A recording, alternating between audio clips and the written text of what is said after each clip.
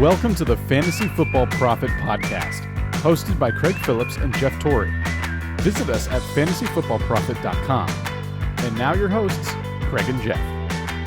Welcome everyone to the Fantasy Football Profit Podcast. I'm Craig Phillips, joined as always by Jeff Torrey, and today we're talking Week 10 in NFL action. We're going to go over all the games that were done today and just go game by game, talk about some of the good game performances, bad performances, and all that. So let's just jump into it. We're going to start off with Bears, Lions. Lions disappoint us again, lose 20-13, but no Stafford, no running game. I don't even need to talk about the Lions because without Stafford, none of this matters. Yeah, I was upset to see that he wasn't going to get to be able to play. Jeff Driscoll jumps in there. He does what he could. He wasn't terrible, but obviously it's not Stafford.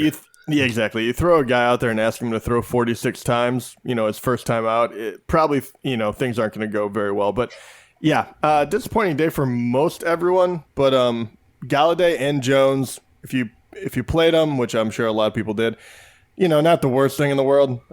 Marvin Jones, 77 yards, Galladay 57, but he got the touchdown. So, mediocre outings, but I guess that's what it came down to. Then I guess Bears side of things. I mean, Trubisky gives himself 3 touchdown passes, but not a lot of people are playing him at this point. And I mean, it wasn't like great, only 173 yards. It's not like he was really playing that well. Lions just aren't that good right now. So nothing. No. Just not much there. No, and Chicago, honestly, they're not that good either right now. No. I mean, anyone else that you're even looking at? I mean, Robinson at 86 yards, but other than that, the 3 touchdowns went to Gabriel Cohen and Braunecker. You're right. I've never heard of that guy till today. Exactly. So, and Montgomery, 17 carries, but only 60 yards out of it. That's a typical Montgomery day. Just didn't get the touchdowns. Right. That's what he is. It was this whole game. It was pretty brutal no matter what. There wasn't a whole lot of, fantasy points to be had. So let's just jump over to Ravens, Bengals. This was a blowout like we expected, probably even more than we expected, 49-13. Lamar Jackson just continues to be ridiculously good.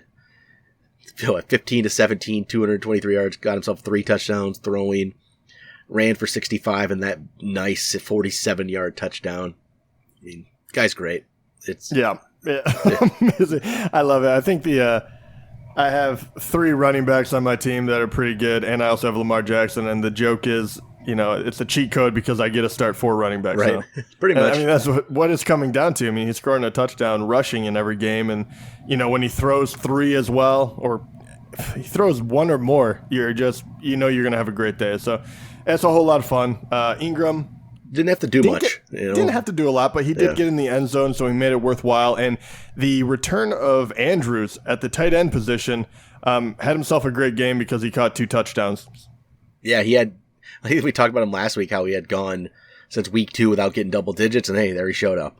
So best game he's had in standard scoring so far this year, with the 2 touchdowns. So it's still like a 6 for 50, but the touchdowns make all the difference in the world, the tight end position. And then Marquise Brown, solid game, 4 for 80 and touchdown. They just didn't have to do a lot. They were just dominating this thing. So it was relatively easy. But then for the Bengals, I guess the surprise is that Joe Mixon actually gained some yards. It took him 30 carries to do it. He got 114 yards, caught 2 for 37. So he had a solid game, no touchdowns, but that's better than you've been getting from Joe Mixon, and really kind of unexpected against Baltimore.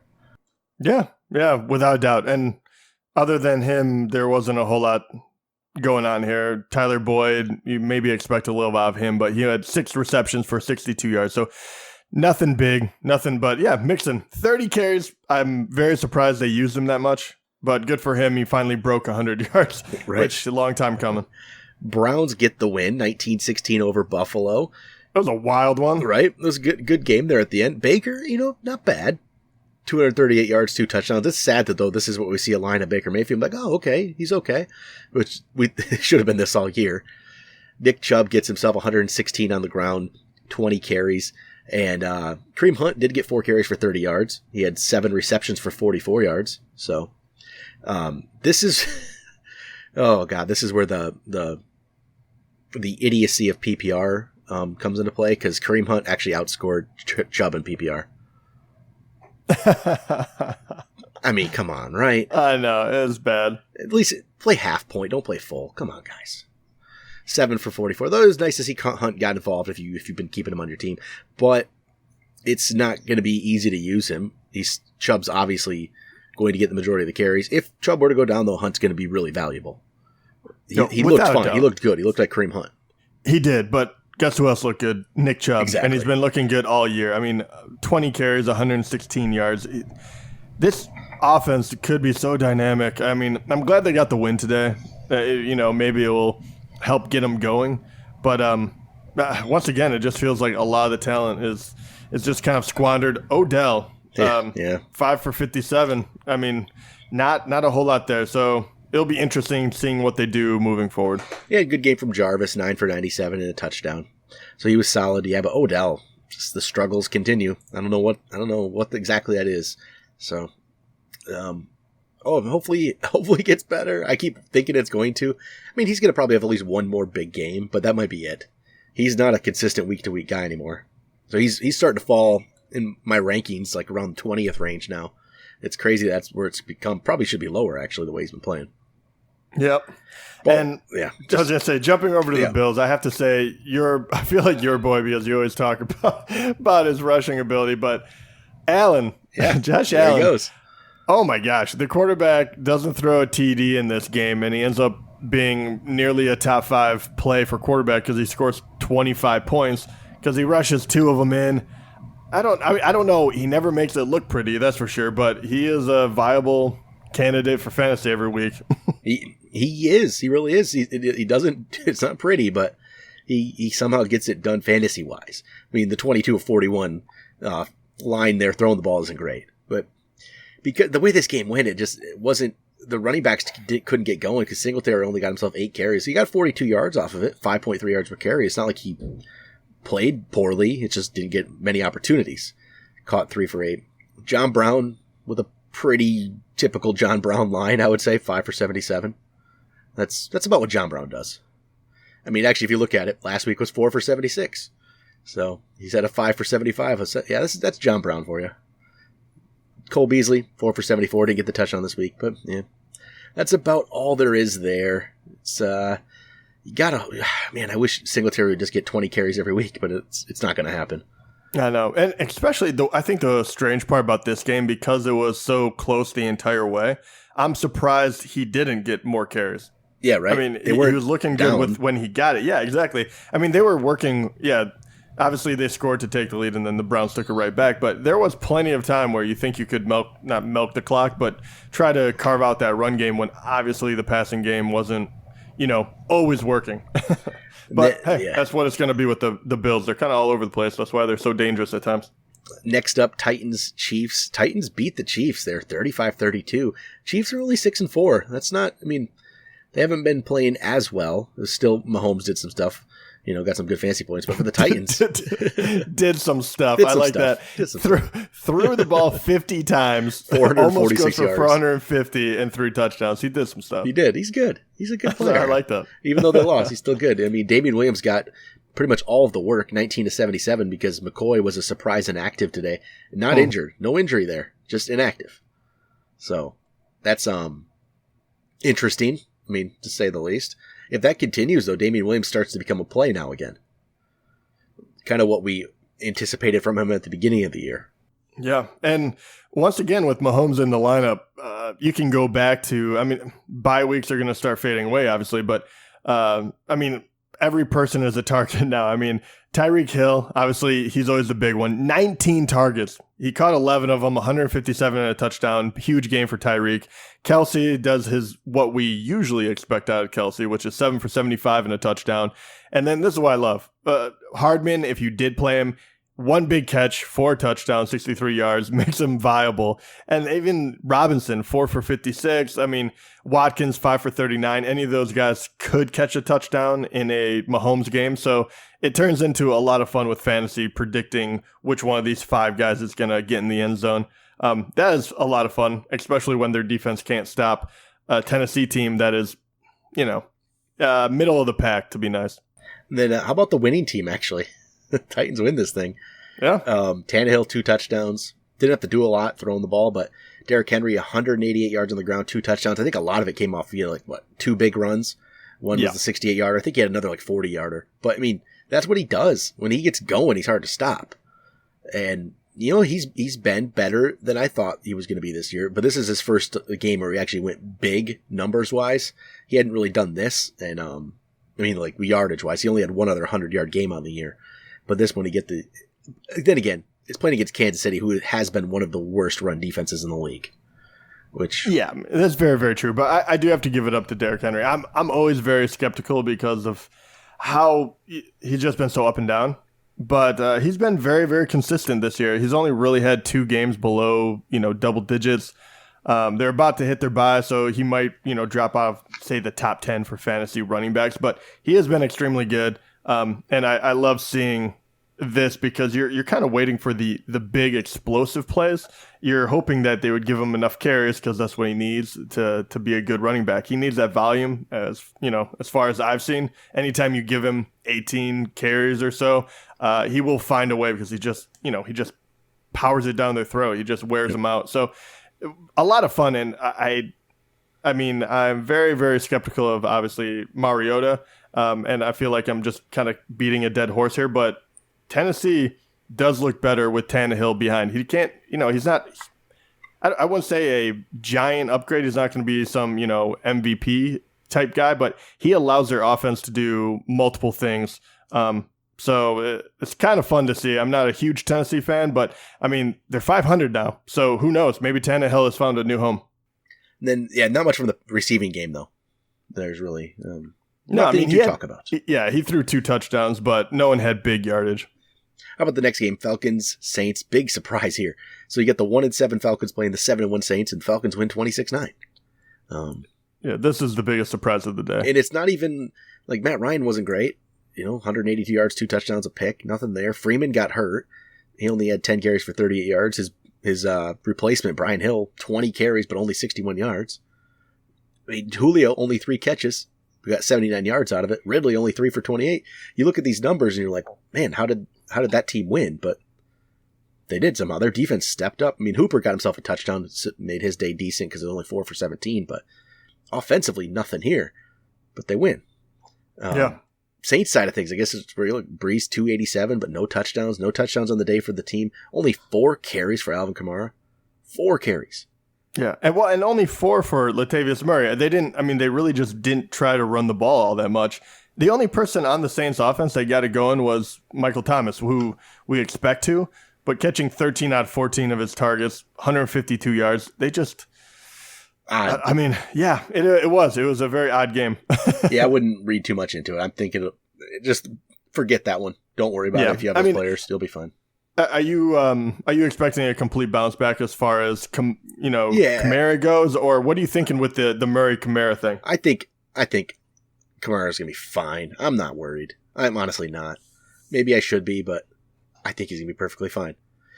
It might just take a game or two to get this thing back in, rhythm, figure it out again. But they'll be fine. Don't worry about it. There's just a weird game. And once again, if you play in PPR, Kamara will be fine because he caught 8 balls for 50 yards. So yeah, he saved you. How about Jets beat the Giants 34-27? Darnold threw a touchdown, ran a touchdown. Bell only 18 of 34, but he got himself a touchdown, caught 4 for 34. Crowder 5 for 81, a touchdown. Demaryius Thomas showed up with 6 for 84. Nothing special here, really, either. Dude, there's not a lot. We're going to jump over to the Giants, but what in the world is going on with the 2 star running backs today? Ugh. Really, really poor. Barkley, oof. I know. Well, even Bell, he got a touchdown, but he was only averaging 1.9, yards a carry. He got the ball 18 times, and then you thought that was bad, and then you go over to Barkley. He got 13 carries and got 1 yard. Yeah, and 5 catches for 30. He was getting looked at after the game. Don't really know the extent of that injury, but you just wonder. I don't know. That's just bad. But Daniel Jones was great for fantasy. Yeah, 4 touchdowns. And Darius Slayton, 10 for 121 and 2 touchdowns. Golden Tate, 4 for 95 and 2 touchdowns. So yeah, I thought Tate was a good play, but I kind of thought Slayton was a flash in the pan. But this is a giant game for him. Do you think we've seen this where they just are ill prepared for one player? do you think that now that other teams have seen what Slayton can do a couple games in a row, especially with this, do you think that they key on him a little more, or do you think that this is someone that you should go out and get if he's not already taken? I don't necessarily think it'll continue. He showed signs that he could be a good player before this, but his biggest game was 4 for 62. A couple weeks ago, he had 2 for 50, 2 touchdowns, but it was only 2 catches. But I think this upcoming, he goes on the bye this week, and then they play at Chicago, they play Green Bay, they play at Philly. I don't think that's a good stretch for him. So I think his usefulness for you in fantasy might be done. I wouldn't trust it. Not with the Giants. They played against the Jets today. I don't trust it against good teams. That's hard to trust. I mean, he's a good player, but he's not that. He's not what he just did. And speaking of hard to trust, if we jump over to the next game, can we talk about Jameis Winston and Tampa Bay getting the win over Arizona 30-27? I mean, it's a pretty typical Jameis line, I guess. 358 yards passing, gets a touchdown, but 2 picks. He's just Jameis. I don't know. I mean, fantasy-wise, it was a fine game. 20.3 points? So it was fine. It wasn't, he didn't kill you. He didn't win your week, but he's fine. He's just fine. That running game, though, was just Ronald Jones is the starter, right? And I mean, is he? It just split completely. Both had 11 carries. Barber with 14 more yards. They both get a touchdown. It's hard to use. I love how they both got a touchdown. It's hilarious. I don't know what to do with that running game. Ronald Jones was available in a lot of leagues. Are you still, holding on to him? Yeah, he still had the 8 for 77 receiving. He was still, a lot more involved than Barber if you go in that respect. I think he is the number one guy there. Just how it played out. I don't necessarily think he's that good, but any kind of volume is going to make him interesting, I would say.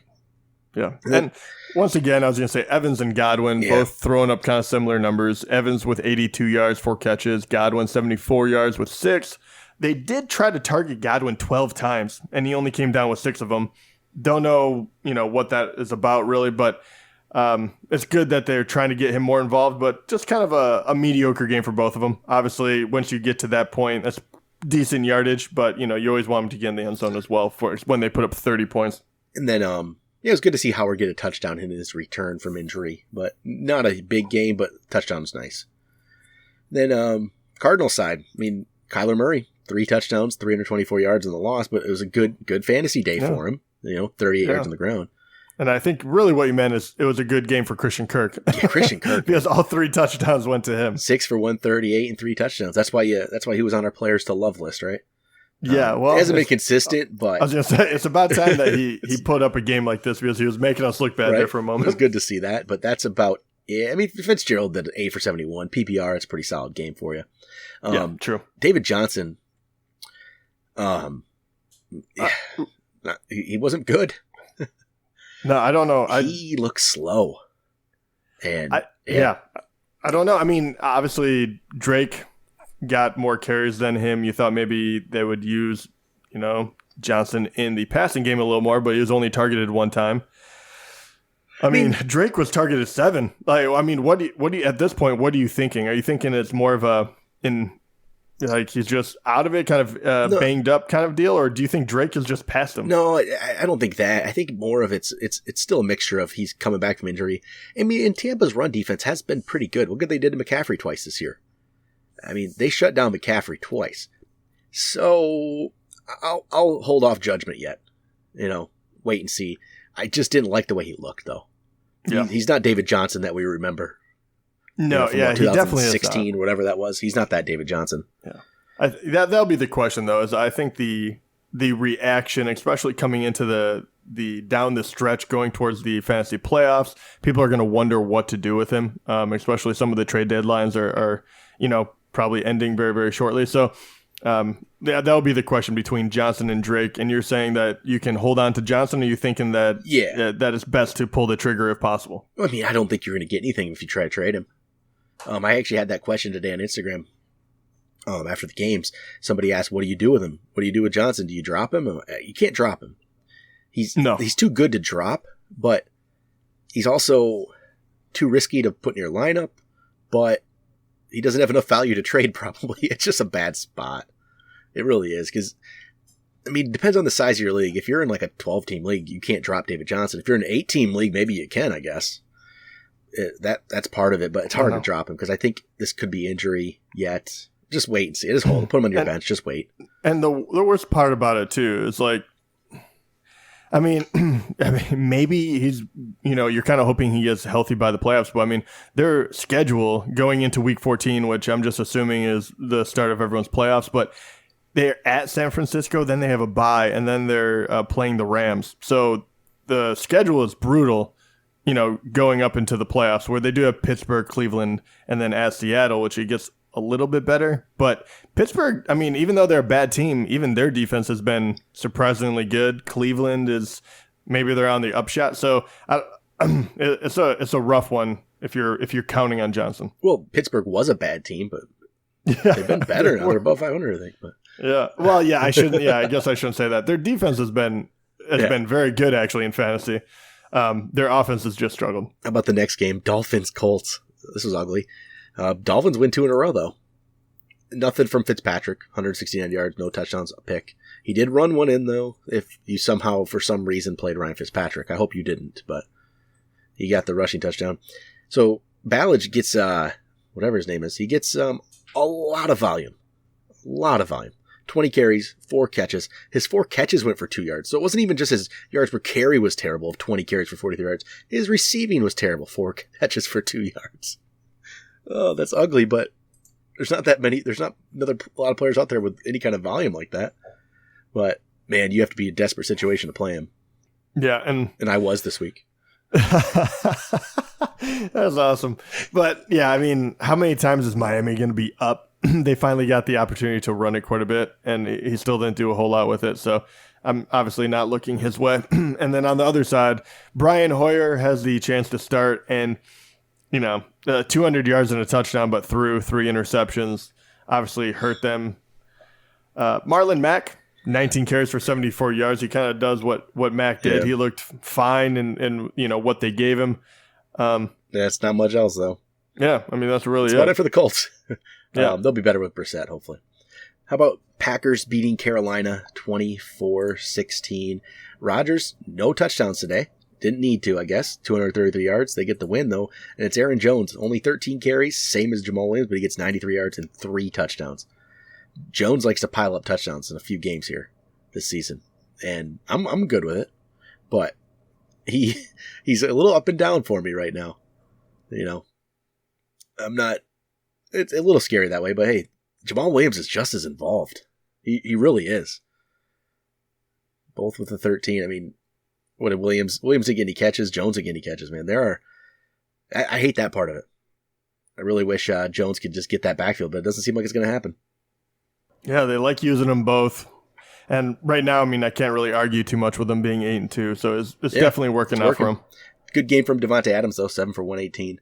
That was solid, but that's it. It's just a solid win, but they just didn't have to throw up big numbers from Rodgers or anything. I think Rodgers has changed a little bit in that. He doesn't need to throw up big numbers anymore. I think he only cares about the winning now, which is, I guess good if you're a Packers fan.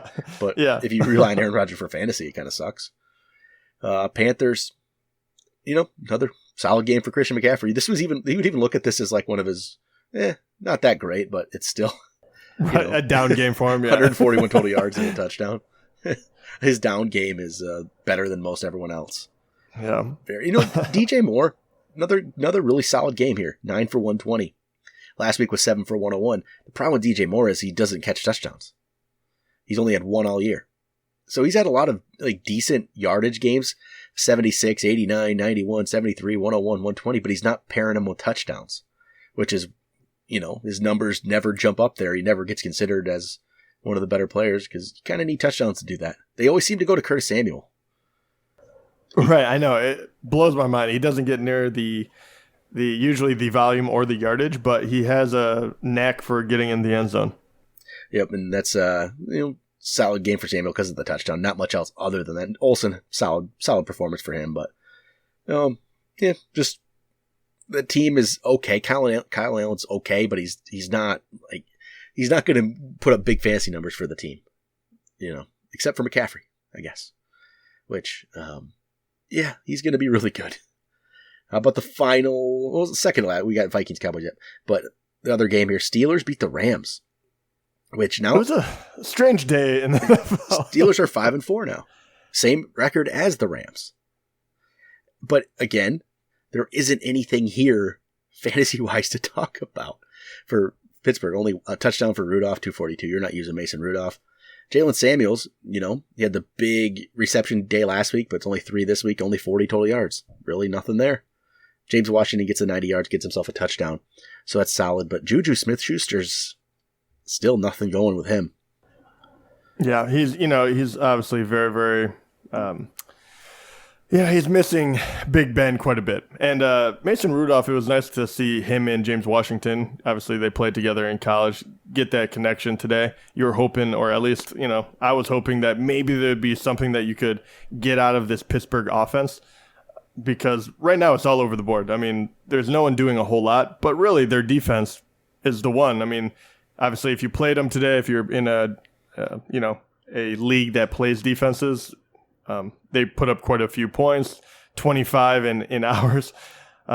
They've been playing spectacular, really. And they're kind of flying under the radar because you're just assuming that Pittsburgh isn't a really great team. But the offense, as long as they keep doing this, they can do just enough. Unfortunately for that, there's still not a whole lot of people out play because you're just not going to see a whole lot of fantasy production, at least the levels that you need to in order to start someone. Then the Rams side of things, Jared Goff's just no good. He really isn't. He got that big contract, and he's just not been good this year. Yeah, well, I know. I don't want to... He definitely wasn't good today. I'll give you that. And he has been a letdown this year compared to what he was even last year. I mean, he was a top 10 guy.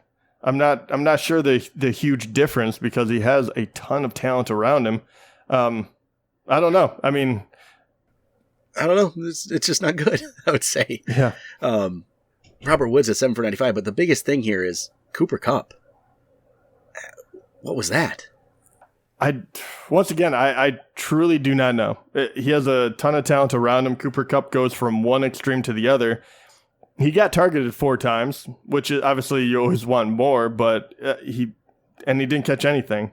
It's like they completely went away from him.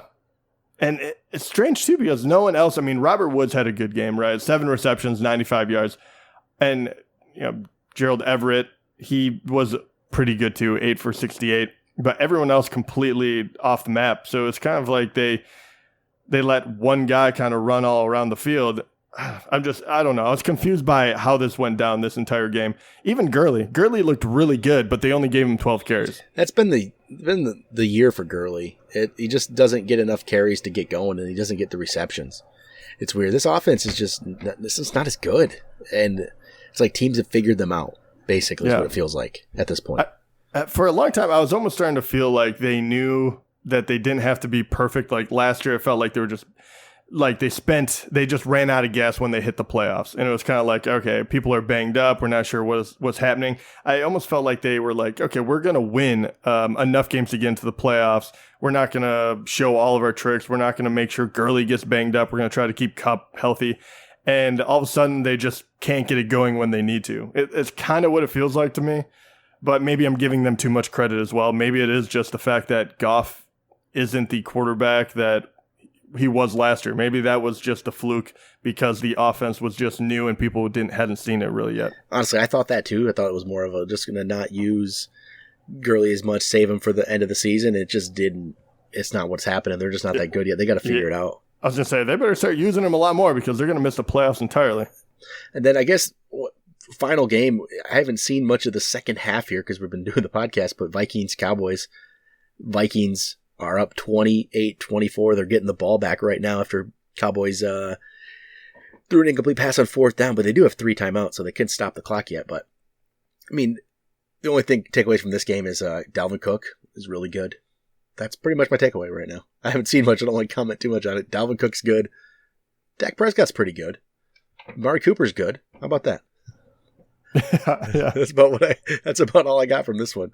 Amari Cooper putting up some big numbers, 11 for 147 and a touchdown. Dak is a much better quarterback with Amari Cooper out there.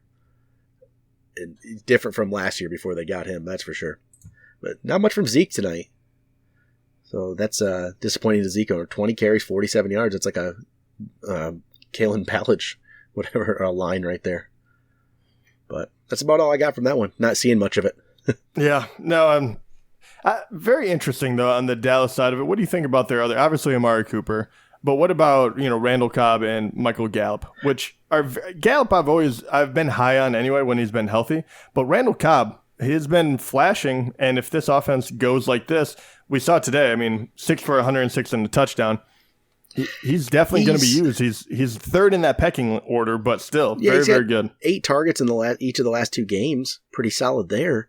I still don't want to use him, but he's becoming more involved. Maybe that keeps going. That's at Detroit next week. He probably can be used pretty well, but we'll see how that continues. I'm not going to play him yet because Gallup is still ahead of him, but he's usable if you are in a deeper league and bye weeks, that kind of thing. I wouldn't feel great playing him, but you might get something out of it the way the Cowboys have been playing. So, but that's about all I got for this one.